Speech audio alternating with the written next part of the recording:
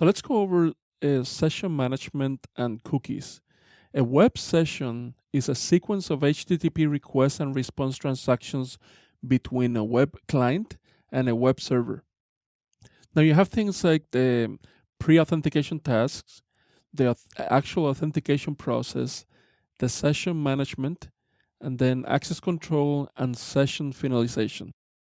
A lot of web applications keep track of information about each user for the duration of the web transactions. Now, several web applications have the ability to establish variables like access rights and the localization settings and many others. These variables apply to each and every interaction a user has with the web application for the duration of the session. Web applications can create sessions to keep track of anonymous users after the very first user request. For example, the application can remember the user language preference every time that it actually visits the site or application front end.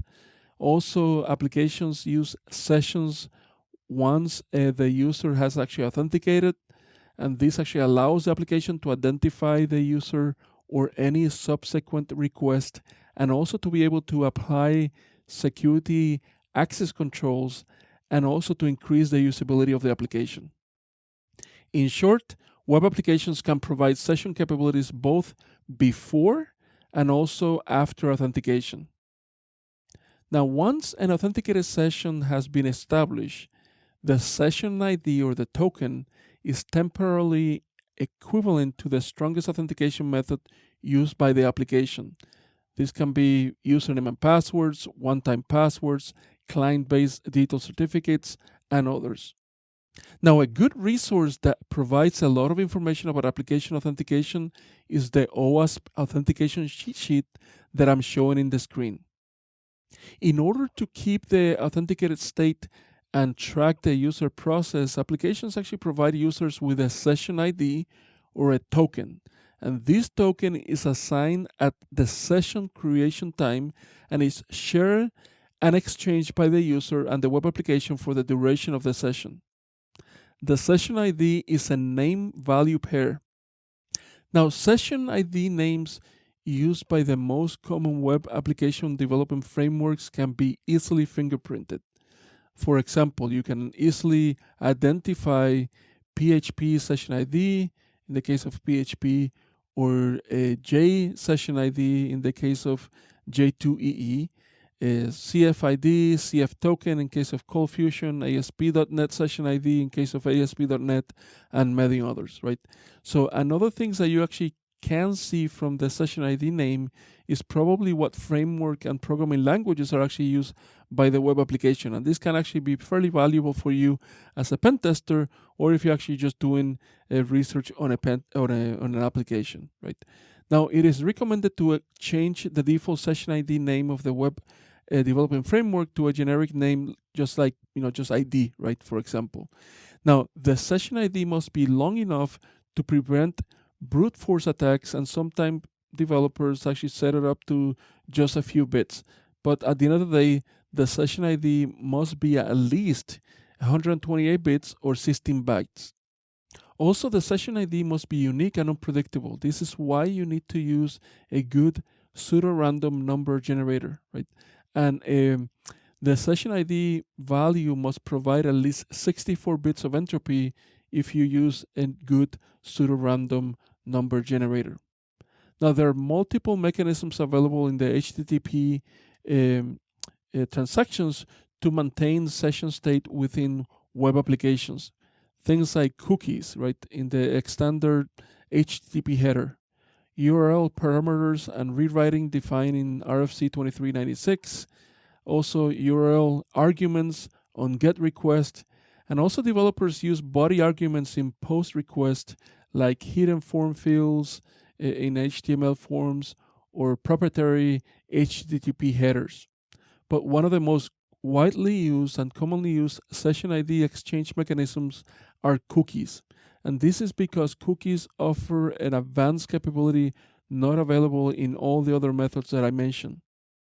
Now, one malpractice that you actually can take advantage of whenever you're doing a pen test is when the session ID is included in the URL. And this can lead to the manipulation of the ID itself or session fixation attacks. Now, web development frameworks like ASP.NET, PHP, Ruby on Rails, and many others provide their own session management features and associated implementations. And it is recommended that you use these built-in frameworks instead of building your own and building something from scratch, since they actually have been tested by many people in the community, but you often find people trying to create their own implementations in many environments whenever you're performing a pen test. So from an offensive security, of course, you can actually take advantage of that.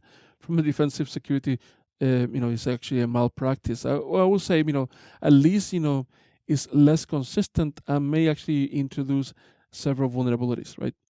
Now, another thing that I want to mention, and is extremely obvious, but is that you actually have to remember to encrypt the entire web session, not only for the authentication process when the actual user credentials are exchanged, but also to ensure that the session ID is only exchanged through an encrypted channel. Now, the usage of an encrypted communication channel also protects the session against some session fixation attacks. This is where the attacker is able to intercept and manipulate the web traffic to inject or quote-unquote fix the session ID on the victim's web browser.